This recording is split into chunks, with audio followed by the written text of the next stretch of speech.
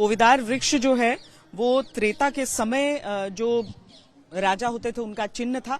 और साथ में चूंकि सूर्यवंशी भगवान श्री राम, तो सूर्य देव को भी आप इंगित उस ध्वज में, धर्म ध्वज में देखेंगे। और साथ में ओम तो है ही।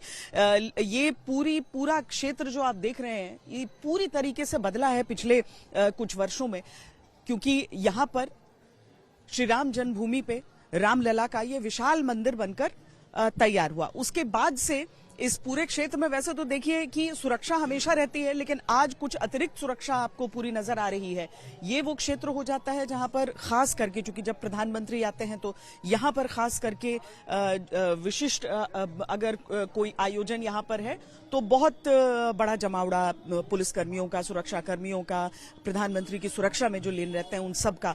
तो ये वही स्थान है जहां पर इस तरह की आप तैयारियां देख सकते हैं। वरना तो जो अमावा मंदिर है, जो बाल रूप राम मंदिर है, जो साथ लगभग यहाँ पर तैयार हुआ, जहां पर लोग आए, इसके आप थोड़ा सा आगे जाएंगे तो वहां पर दशरथ महल, जो हमेशा से, यानी कि जब पूरा क्षेत्र भी कानूनी जो मामला है उसमें वो चल रहा था, तब भी दशरथ महल, कनक भवन, और आज तो वहां पर विशेष आयोजन विवाह पंचमी के कारण होने वाला है। लेकिन आज रामलला पहनेंगे क्या?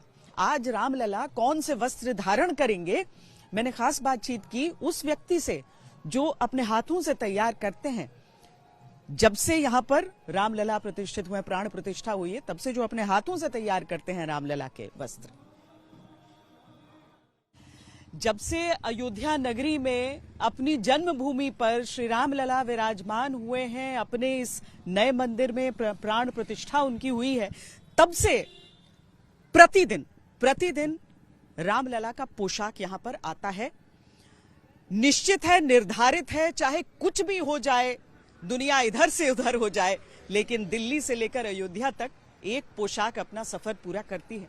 और उसके पीछे का जो चेहरा है वो मनीष हमारे साथ इस समय है। मनीष त्रिपाठी लगातार इस काम में लगे हैं, तो इसीलिए हमने पूछा कि विवाह पंचमी के अवसर पर पहले से ही आपने तैयारी की होगी, भले ये न पता था कि उस दिन की ध्वजारोहण उसी दिन होगा, धर्म ध्वज उसी दिन लहराएगा, लेकिन आपकी तैयारी पूरी थी उस समय से, लगभग साल भर से।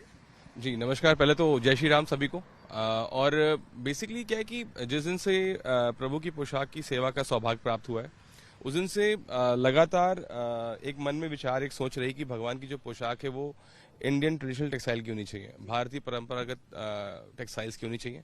और उस वजह से लगातार देश के विभिन्न हिस्सों से, विभिन्न प्रांतों से वहाँ की जो टेक्सटाइल है, वहाँ का जो क्राफ्ट है, उनको लगातार भगवान के चरणों में अर्पित किया जा रहा है। स्वाभाविक है कि पहले जब भगवान की डिज़ाइन करने का सौभाग्य मिला, उस समय हम लोग वैष्णव चिन्हों का प्रयोग आज भी कर रहे हैं और कर रहे थे। तो हम लोग चयन जब अपने फैब्रिक का कर रहे थे, तो वो फैब्रिक मतलब देखते थे कि उसमें वैष्णव चिन्ह है कि नहीं है, उसमें शंख, चक्र, गदा, मयूर ऐसे मोटिव्स हैं। धीमे धीमे करते करते इस प्रक्रिया में जब हम आगे बढ़े, और इस क्रम में हमने तमाम लोगों से एक तरीके से एक राम भक्तों का, एक अनुयायियों का एक बड़ा एक सपोर्ट सिस्टम बनता चला गया। और उसी क्रम में एक हमारे धर्मावरम के एक वीवर हैं, रामांजनेलु जी नाम है, और उन्होंने एक लूम लगाया, जिसको लूम हमने लगवाया। उस लूम में का उद्देश्य ये भी था कि भगवान के जो वस्त्र हैं उन्हें फिर हम एक शुरुआत करें जहाँ पे वापस से जो वैष्णव चिन्ह है उनको इस्तेमाल करके भगवान के वस्त्रों को बुना जाए। और इस क्रम में कई सारे वस्त्र पहले भी आए और भगवान के चरणों में अर्पित हुए, लेकिन ये एक मौका और ख़ास हो गया कि आज ऐसे बड़े उत्सव के मौके पे आज वापस भगवान पुनः उस वस्त्र को धारण करेंगे। तो जिसकी जो स्पेशलिटी थी शायद आज लोगों को फिर पता लगे।